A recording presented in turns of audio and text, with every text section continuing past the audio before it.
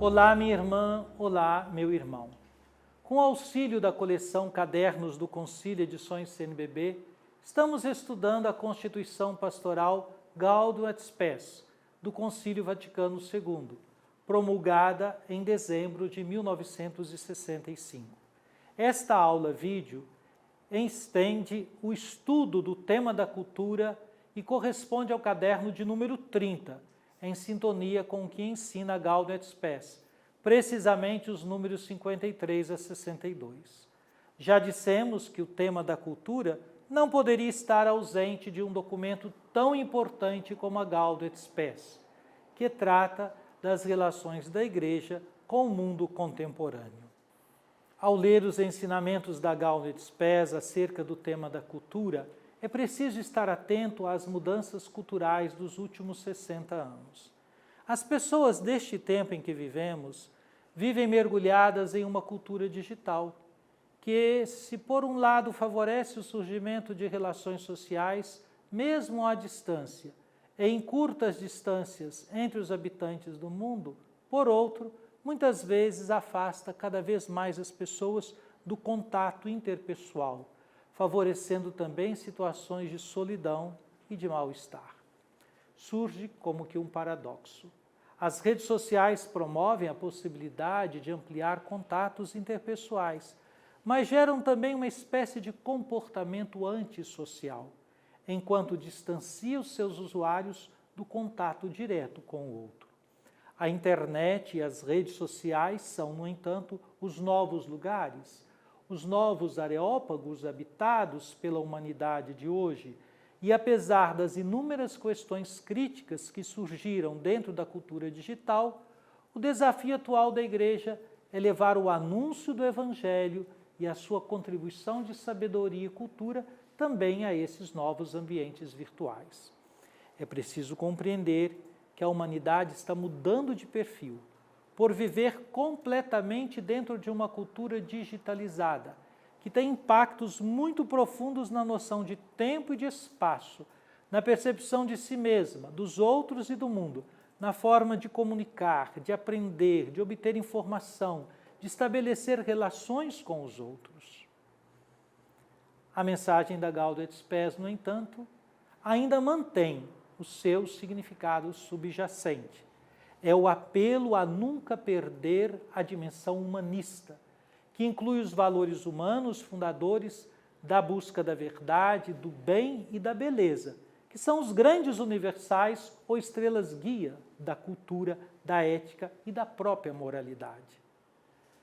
Além disso, torna-se de vital importância uma renovação da pastoral da cultura, que apresente a mensagem evangélica em novas formas e com uma nova linguagem, adaptando-se também, quando for o caso, às linguagens comunicativas dos jovens. E a Gaudium et Spes não dizia exatamente isso há 60 anos? A referência é o número 62, no qual se pede aos teólogos que não negligenciem o contato com o seu próprio tempo, para poderem apresentar a doutrina da Igreja de maneira mais adequada, de modo a torná-la aceita, de modo mais agradável pelo homem contemporâneo.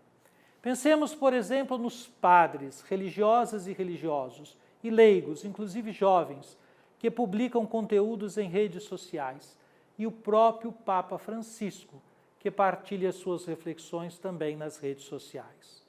E estas aulas, vídeo, dos cadernos de concílio, que poderão ser visualizadas e assistidas por milhares de usuários do YouTube, trata-se, portanto, de uma nova forma de diálogo entre a Igreja e a cultura, que pode dar frutos, e já podem ser reconhecidos alguns, se houver sensibilização para tais meios de comunicação, já no processo de formação dos ministros ordenados, dos religiosos e dos leigos e leigas, com especial atenção aos jovens.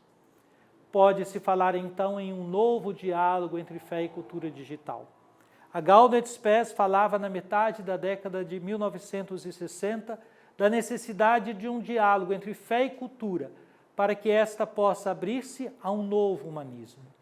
Essa visão do concílio é obviamente válida também hoje, para responder à crise dos vínculos sociais, para responder ao que o Papa Francisco chama de rapidação, ou rapidização, ou grande rapidez, neste caso cultural, com a vida de todos aprisionada no furacão da velocidade tecnológica.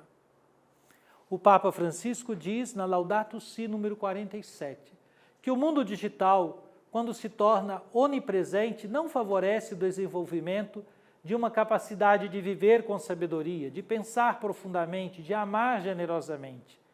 Isso exige de nós um esforço para que esses meios se traduzam em um novo desenvolvimento cultural da humanidade e não em uma deterioração da sua riqueza mais profunda.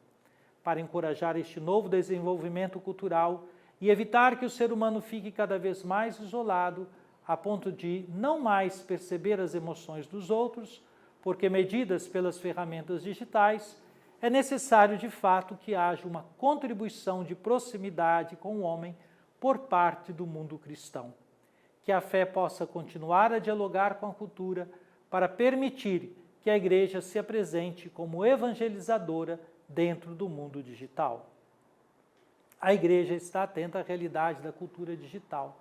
Por exemplo, o Diretório-Geral para a Catequese, publicado em 2020, especifica que é preciso tomar consciência de que a catequese, que não pode simplesmente digitalizar-se, certamente precisa conhecer o poder do meio e utilizar todo o seu potencial e sua positividade com a consciência. Porém, de que não se faz catequese utilizando somente ferramentas digitais, mas oferecendo espaços de experiência de fé. Fique claro que o desafio da evangelização envolve a enculturação no ambiente digital. É importante ajudar a não confundir os meios com o fim, a discernir como navegar na rede, de modo a crescer como sujeitos e não como objetos, e ir além da técnica para encontrar uma humanidade renovada na relação com Cristo. Portanto, favorecer o aspecto humano integral, permitindo que os homens voltem a ser, como foi pedido na época do concílio, artífices e autores da sua cultura e de sua comunidade. Isso pode acontecer por meio de um diálogo construtivo entre figuras influentes da Igreja e os novos habitantes da aldeia digital. Em um acompanhamento pessoal que leve cada jovem a redescobrir seu projeto pessoal de vida. Essa jornada exige passar da solidão, nutrida pelos likes, para a realização de projetos pessoais e sociais a serem realizados em comunidade. Em sua mensagem para o 45º Dia Mundial das Comunicações Sociais, em 2011, o Papa Bento XVI já alertava que a verdade do Evangelho não é algo que possa ser objeto de consumo ou de prazer superficial, mas é um dom que exige uma resposta livre. A transmissão da fé, segundo ele, pede que as relações humanas diretas continuem a ter importância fundamental. O mundo virtual não pode substituir o mundo real. E o diálogo, a evangelização da cultura digital deve ter sempre uma referência à vida cotidiana, por meio do encontro pessoal com a própria comunidade.